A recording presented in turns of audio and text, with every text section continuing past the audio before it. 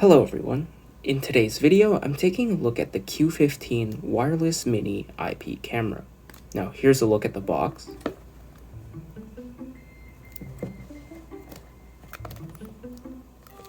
I think I was shipped an Amazon return because there's all this Amazon warehouse tape all over it. But if you pay attention, it does say wireless mini camera and Q15. Alright. So right in front, you get the manual. I'll just briefly cut through this. Here's the most important QR code.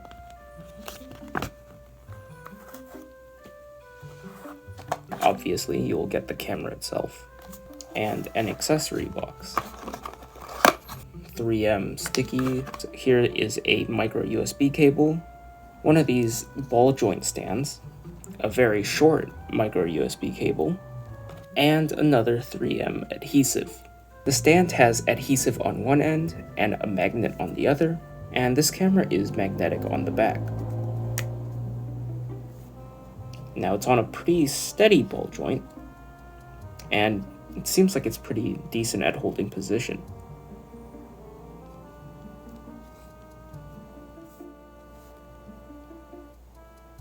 Here's a look at the camera. Design-wise, I'll say this is like a mix between an SQ8 and a Polaroid cube. You have the on and off and the mode button on the top. You have the lens, surrounded by 6 IR LEDs, a micro USB port, SD card slot, and all the other sides are pretty barren. The back does contain a magnet.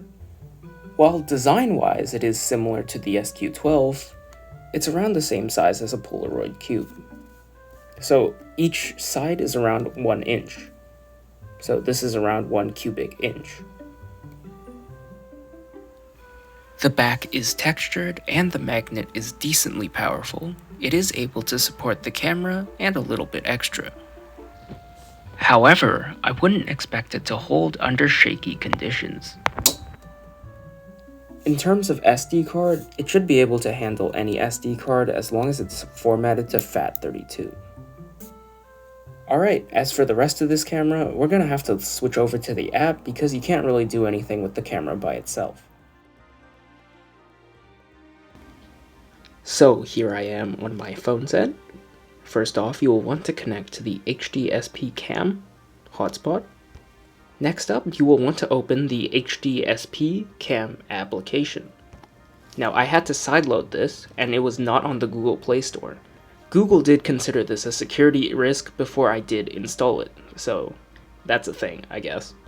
Anyway, this is obviously, if you have multiple cameras, you would have multiple feeds here, but since I only have one, I can only enter this live feed here. So here's a live feed, and here's my phone. Isn't that fun? Obviously, things are pretty self-explanatory. Audio, record, video, take a photo. This is playback. This button enables the infrared lights. Here is quality selector.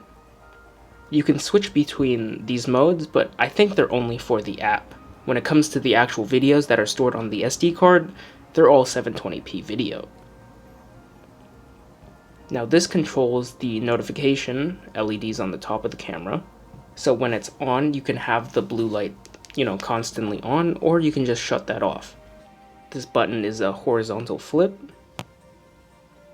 So that's a perfectly 180-degree flip. Last up here is a microphone. I don't know what this thing is doing, because the camera doesn't have any speakers, so yeah, I don't know what the microphone is. You can look at settings over here. You can obviously change the password of the hotspot.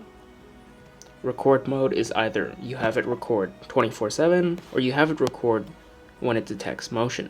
Right now I've set it so that it records when it detects motion. Now event settings, this is basically your motion detection. I don't know how they detect it. It's probably some kind of internal algorithm. I don't know how it works, but it does claim to have some kind of motion detection. Obviously Wi-Fi settings. Personally, I've never been able to get it to connect to the internet, so yeah, that's pretty bad. Time sync. This syncs the time on your camera with the time on your device. SD card information, device information, and a restore factory settings. Pretty simple application. So here's some video from the camera, and the video quality isn't too great. It's very compressed. The overall image is okay. I guess it's passable, but if you zoom in on anything, you can see that nothing holds up at all.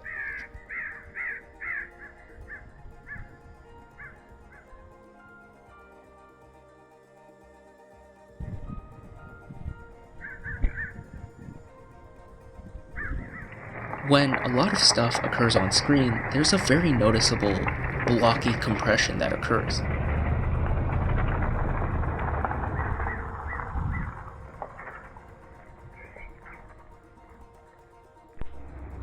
If anything moves in frame of the camera, there's a very noticeable jankiness? I don't even know what to call this. It's just bizarre. I'm guessing that it might be the motion detection algorithm working? I have no idea what would cause this, though. The video is 720p and has a very low bitrate, which means that there's practically no detail at all in any of these images. For example, if I zoom in on this car's license plate, I have no idea what it could be. It's a complete mystery. As this is supposed to be a security camera, I did some low light tests where the infrared lights are off, and it did above average, I guess.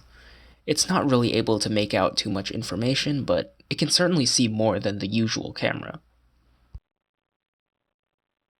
Now, unfortunately, the video is 720p, 12 frames per second, which means that anything that moves past the camera really fast is practically invisible to the camera.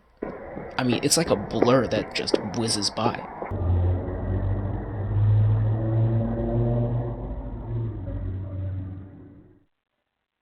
I did a very brief test of the infrared night vision, and the infrared LEDs are just not sufficient enough to light an outdoor environment.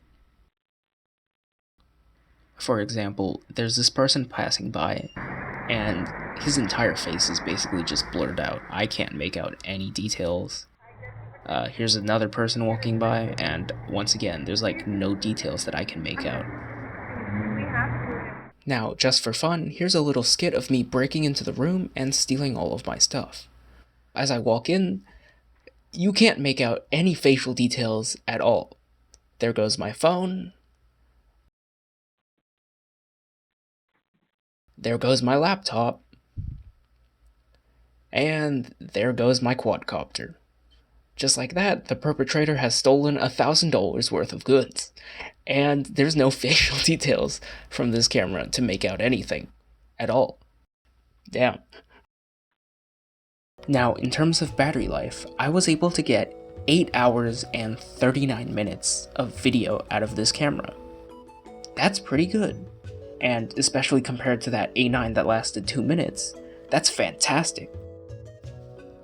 While I have been harping on the video quality of this camera, to be fair, it doesn't need to have the most perfect crystal clear video of all time.